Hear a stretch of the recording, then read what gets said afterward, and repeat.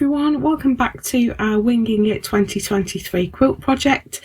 We're building a quilt block by block, week by week, and we are going to ultimately at the end of the year put together a quilt with a garden theme.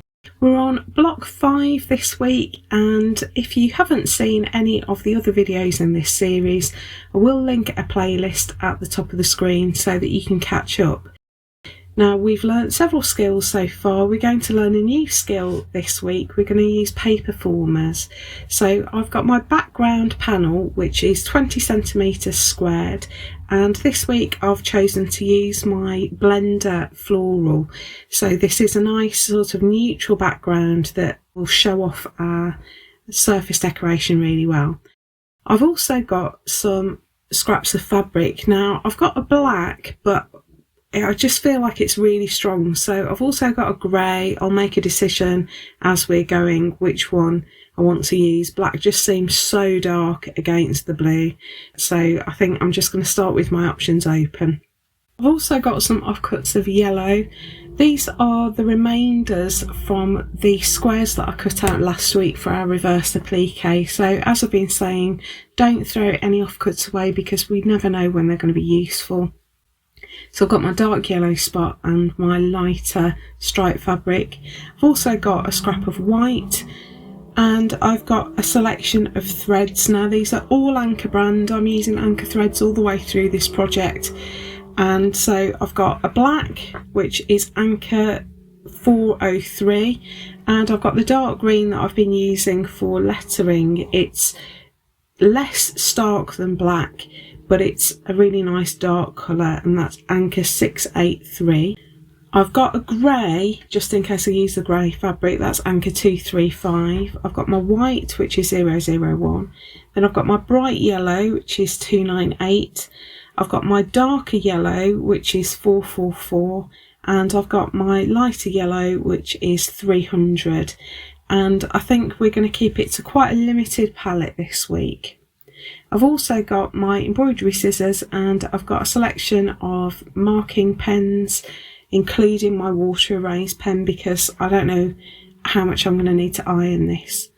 I also need some paper scissors because we've also got a bit of bonder web on our desk. We're going to use it a little bit this week. Now, I have made a template for this week's block. We're going to make a bee this week. I have made a pattern for this, and it's available on our website. I'll put the address at the bottom of the screen and I'll link it in the description below. It costs £1 to download.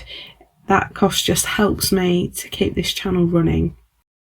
Now, this is a really simple pattern. It's a really simple shape, and it's quite large as well, and the technique we're going to use today really relies on you having simple shapes that are fairly large. The smaller and more detailed your original sketch is, the more difficult it's going to be to get a really good finish. So what we're going to do is use some paper formers to create the shape of the body and the head of the bee and the wings, and then we're going to bonder web the stripes on, and then we'll add some overstitching. So we're going to add a flight trail, and eventually we'll extend this down onto the block below.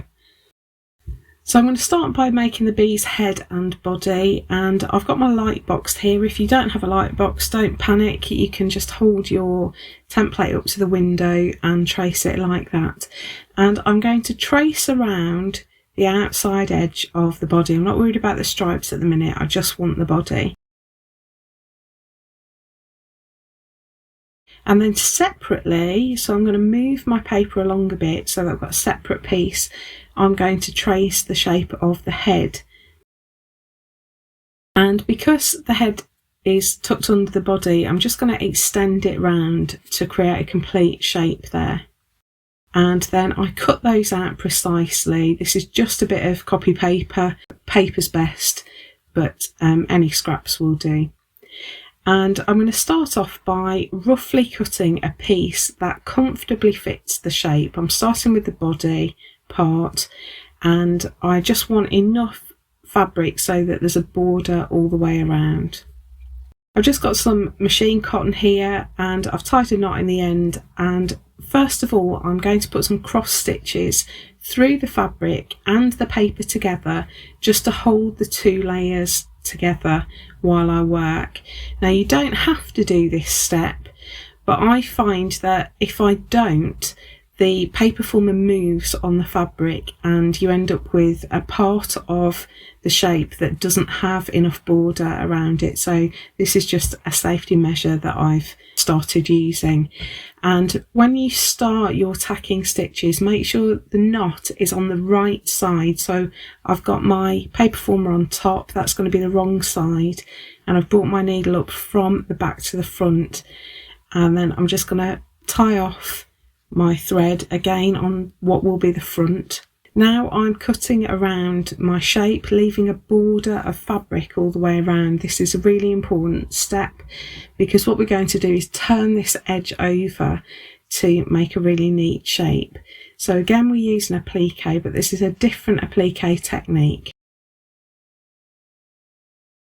I've got my thread back again, and I'm just putting a quilter's knot in the end of it just to keep it secure. Again, with tacking, you don't need a knot. You could just leave a tail, but I just prefer to use a knot and get any loose ends out of the way.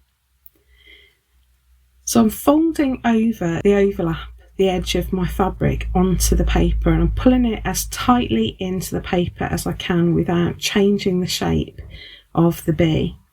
And because I've got a rounded shape, there is actually going to be more fabric than we need as we turn it over.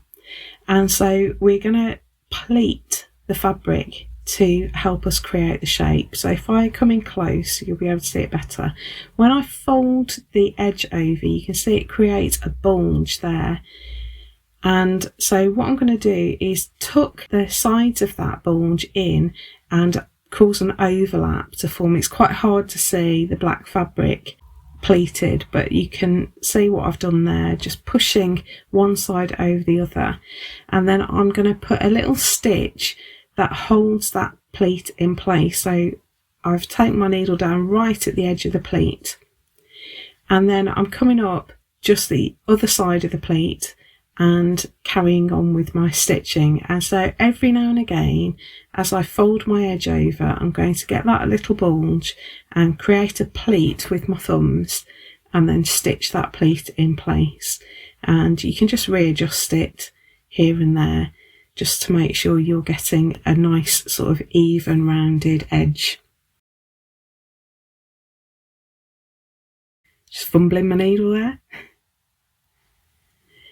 And we're just going to tack like this all the way around. Now again, my knot is on what will be the right side of my shape, because we're going to take these tacking stitches out and remove the paper when our shape is partially stitched to our backing fabric. So if we put our knots on the back, it's going to be really hard for us to remove these stitches. So we've got a future part of the process in mind when we're tacking. So I'm going nice and slowly, just making sure that my shape is really even and neat and tucked really tightly into the shape of the paper. And we just continue with that all the way around. When I'm back to the beginning, I'm going to knot it on the surface again, so I'll come through to what will be the right side, and I'm just adding a little quilter's knot there to hold everything in place.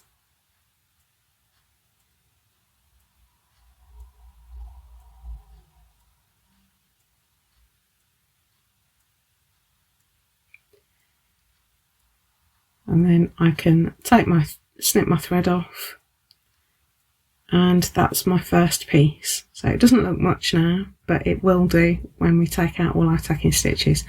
I'm going to do the same again to create the head piece, and then we'll come back. So here's our head and our body all stitched to the paper former, and what I want to do now is set those that shape in place. So I'm just going to press it with an iron. I've got my ironing mat here, and I'm just going to hold my iron over the shape to make sure that those creases, those folds at the edge that I've created, are firmly set in place. And that means that we could actually take the paper out now and the fabric would be fixed in place.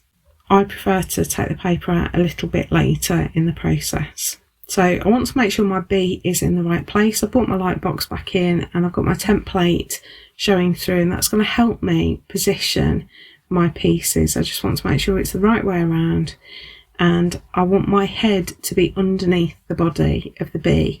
So that's the one I'm starting with. I'm lining it up with the pattern and I'm just going to pin that in place so that it doesn't move while I'm stitching. So that there's been quite a lot of movement there. I'm just checking that it's in the right place.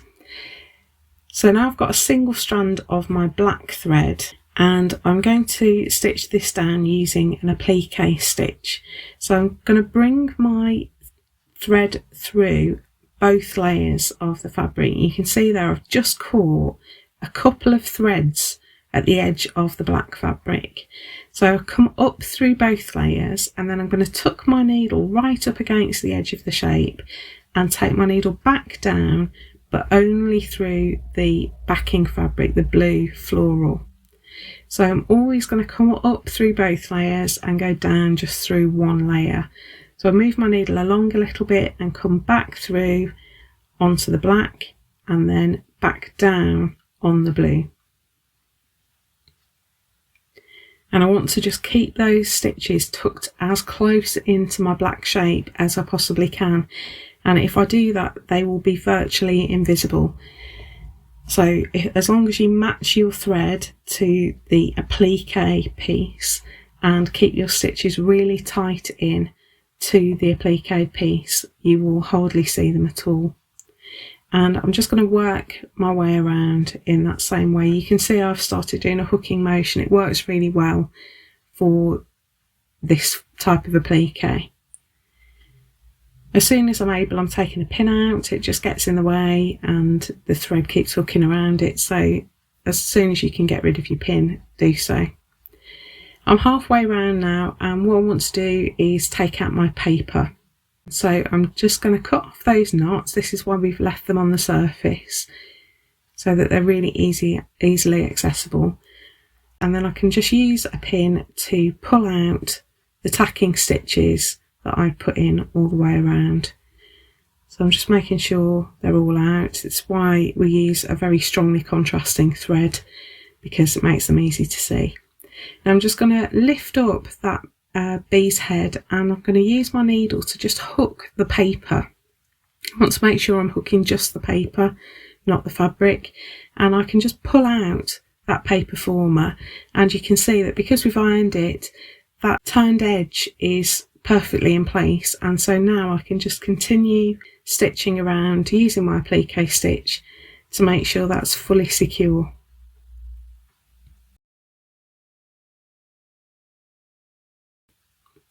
Now, if you wanted to, just before you close it up, you could put a little bit of filling inside this bee and create some trapunto, which is basically a stuffed applique.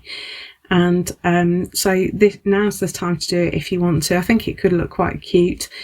I am not a massive fan of trapunto, so I'm just going to leave mine flat. I'm going to use some overstitching, but that might be a nice variation if you want to.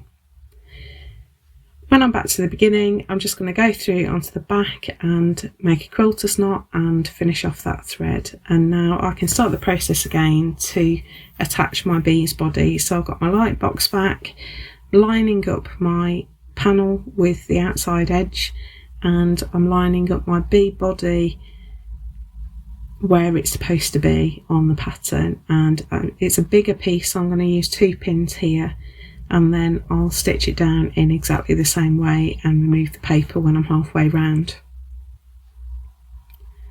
Just being really careful to position this correctly, checking that it's all lined up.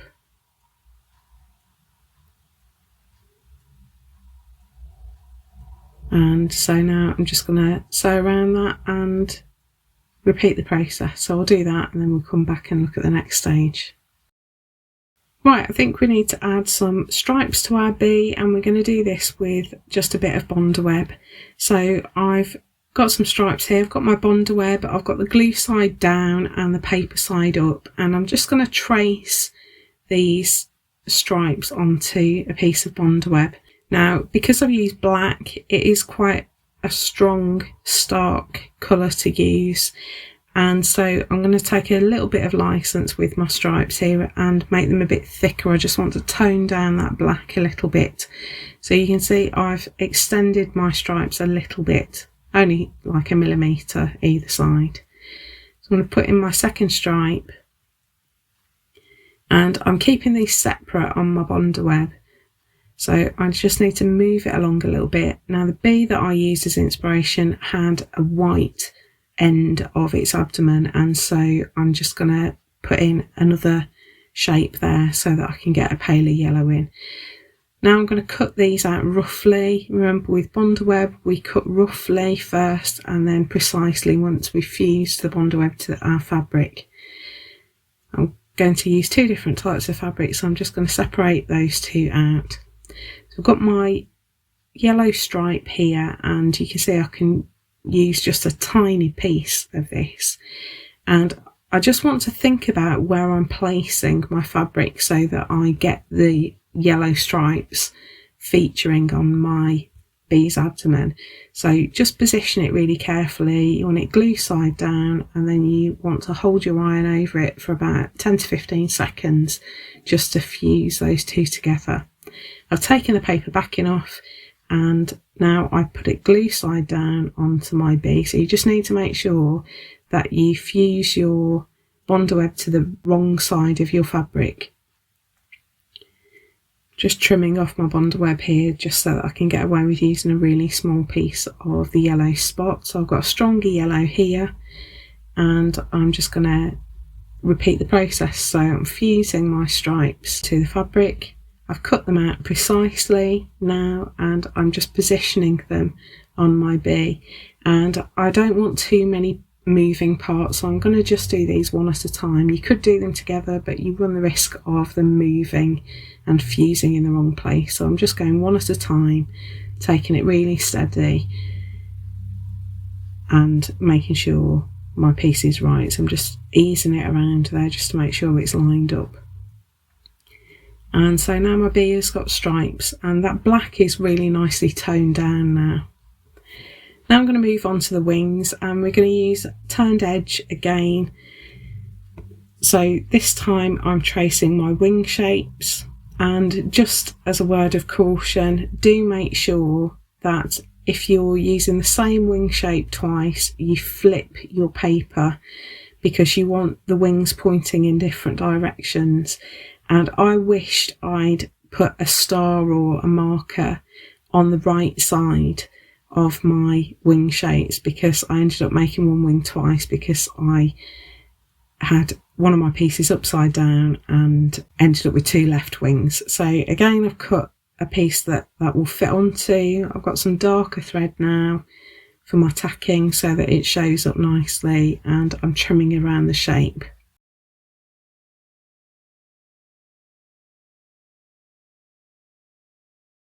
And now I'm doing the process of turning the edges again and making those little pleats and tucks. This wing shape's got a really sharp point, so I just wanted to show you how I go about dealing with that. So it's trial and error really. The first thing I'm going to do is fold it over and remove any excess. There's a lot of fabric there that's sticking out, and I just want to reduce that a little bit. So now I'm going to open it out and fold down vertically down to the point, and then I can fold the right side over to the left and the left side over to the right. So it's a bit like wrapping a present, I suppose, just making that sort of pointed fold, and you might have to do it a couple of times, but it's worth just taking your time to make sure you've got a really neat point. So you can see I've folded it in there, and I've just made sure that that fabric isn't all bunched up and is flattened out, and I'm just going to put a stitch across that point rather than stitching into the point. I find I get a better result if I put a horizontal stitch across. You can see there I've got a really nice sharp point to form the part of the wing that is going to attach to the body. So once I've got my point in, I can just continue working my way around, easing that fabric into shape. I've stitched both my wings down now using applique stitch in white, and so now I want to add some surface embroidery, and I want to just sketch those details in before I start. I'm going to start off by putting in my antennae.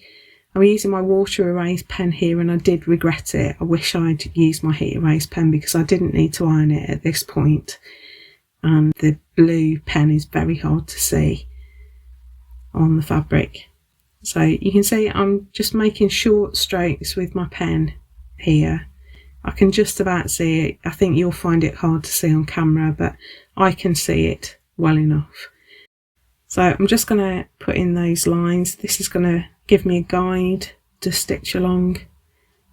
And again, you can see I'm going nice and slowly, taking my time just to make sure I've got a really precise line. Now, what happens in between along the length of the flight path is up to you, but it does need to end at the point marked on the pattern because we're going to join this to another block and add more flight path. I've got 2 strands of my dark green, that's 683 now, and I'm just going to keep this really simple and add some running stitch. So I'm just going to stitch along that flight path line in running stitch all the way along. I prefer with running stitch to have the stitches longer than the spaces between them, so I did go really slowly. It's possible to do running stitch really quickly, but I went nice and slowly just to make sure the finish was as I wanted it to be, keeping my stitches really even. I'm just stitching just into my seam allowance there, and then I can tie that off at the back. So I thought it would be fun to add some surface decoration to the wings, and back in December last year we did a set of fill stitches, and one of them was some laid lattice work, and I thought this one would look really good on the wings of the bee. It's got that sort of meshy effect, and I thought that would be quite a nice one to use, a different stitch to all the ones that we've used so far. It's actually really simple. I've got 2 strands of white thread here, and I'm bringing my needle up right at the edge of the wing, so I'm actually coming up on the blue, just through the blue fabric, but right at the edge of the wing. I'm laying my thread diagonally across the wing and taking my needle back down just off the outside of the opposite side of the wing. Then I'm going to take my needle round a little way, maybe half a centimetre round to the left, and I'm going to lay a parallel line next to the one that I've just stitched. I know it's quite hard to see white on white. I think you can just about see it. And then I'm going to go a little bit further along to the left at the top of the wing and bring my needle up and lay another parallel line across to the bottom of the wing and take my needle down there, and I'm just going to make a set of lines across the wing like that, just long straight stitches across the width of the wing. If you're not sure what I'm doing, I will link the tutorial to this stitch in a card at the top of the screen so you can go and check it out if you're not sure. So the next stage is to make some diagonal lines going in the opposite direction. So I've come up at the top of the wing over on the left, and I'm coming diagonally down to the right, and you can use your diagonal stitches as a guide here. So I'm coming up at the end of one of my first set of stitches and going down a couple of stitches further along at the bottom. So you can use the stitches that you've already got in place as a guide. Just realise that I've started a little bit too far in, so I'm adding another stitch right at the wing tip there, and then I'm just going to work my way back using straight diagonal stitches that cross over the ones that I've just put in place. So that creates our lattice. Now I'm going to do this in grey. I took the grey out and stitched this in white, but the grey will be easier for you to see. What I'm going to do now is put a tiny little cross stitch just at each of the points where my diagonal lines overlap. So I've made a tiny stitch north to south, so I've come up inside one diamond and gone across the two white stitches and down inside the diamond below it. So I do my north-south stitch, and then I've come up to the east and gone to the west and put in a tiny cross there to hold my white long straight stitches in place. And this creates a sort of quilted effect, almost like a stained glass window. We're just anchoring those long stitches in place, and it just looks lovely. I think it's a lovely way of filling and adding some embellishment. So I'm just going to work my way around, putting a tiny little cross every time my white stitches cross over each other. So I'm going to put those in and then we'll come back. So here it is up close. You can see I went with white in the end, and you can see just where those little tiny crosses are holding the longer stitches down. So that's the look that you're going for. I thought it would be nice to make our bee look a bit more fuzzy, and I wanted to blend out these lines and give a bit of texture to the surface of my bee. And there's lots of ways you could do this. I'm going for a really simple approach. I think sometimes simple stitches can be the most effective. So I've got 2 strands here of my yellow 298, and I'm going to make a series of straight stitches that just cross over the edge of that stripe there. So I'm going to bring a little bit of yellow into the black, and I'm going to vary the length of these stitches and their spacing, and I'm going to build this up in layers. So you can see I've come up on the black there, just gone vertically down onto the yellow stripe,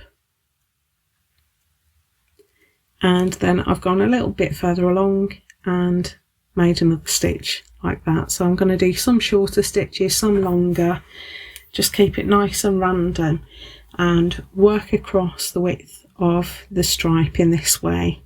And ultimately I will do it across all of the points where the yellow meets the black on these stripes. It's almost like an old-fashioned way of doing patchwork. If you imagine what a drawing of a patch would be, it's adding stitches a little bit like that. So just vertical straight stitches that cross over from the bee body onto the stripe. I'll just do one of these on camera so that you can see the technique, and then I'll do the rest and then come back and show you. So I haven't finished off my thread because I will add some more stitching to the bottom side of the stripe. I've now got my paler yellow, so this is anchor 300, 2 strands again, and I'm going to repeat that process, just putting some stitches in the gaps. So again, I want to vary the spacing and the length and size of the stitch. Some of these stitches are going to be very close to that bright yellow. Some of them are going to be a bit further apart. So I'm just keeping it nice and random, some short, some long.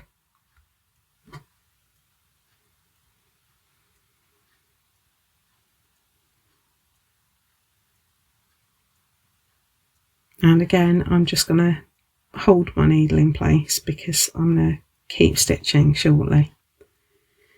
So now I thought we've taken some yellow into the black. I thought it might be nice to bring some black into the yellow. So I've got 2 strands of my black here, and I'm just going to do exactly the same process again. So now I'm just putting in some black stitches in amongst those yellow stitches that I've already put in.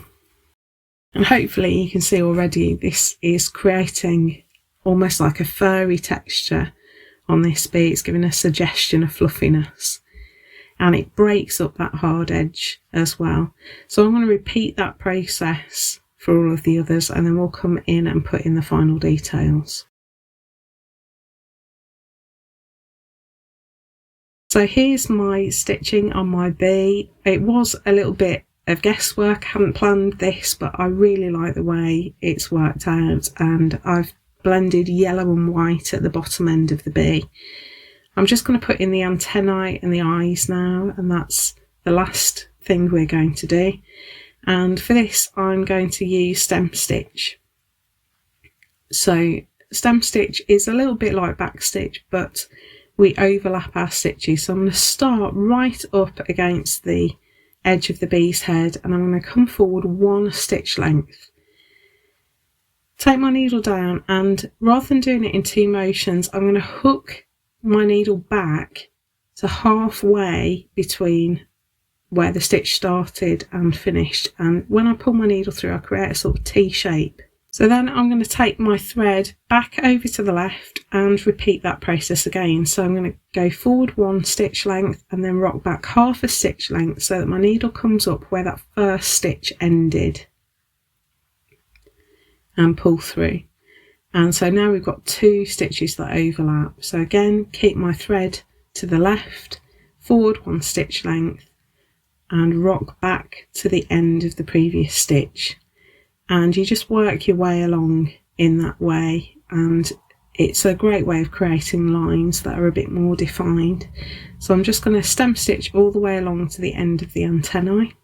If you're not sure about stem stitch, I will put a video in a card at the top of the screen so that you can learn that if you like. It was actually, we did it in our winter tree video back in January 2022, so I will link a tutorial so that you can learn it a bit more clearly.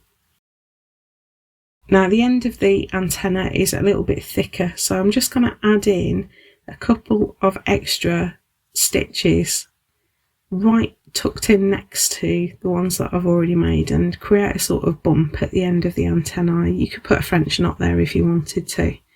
So put in the other antenna, and now I'm just going to stitch in the eyes, and we're just going to do this with a tiny bit of satin stitch.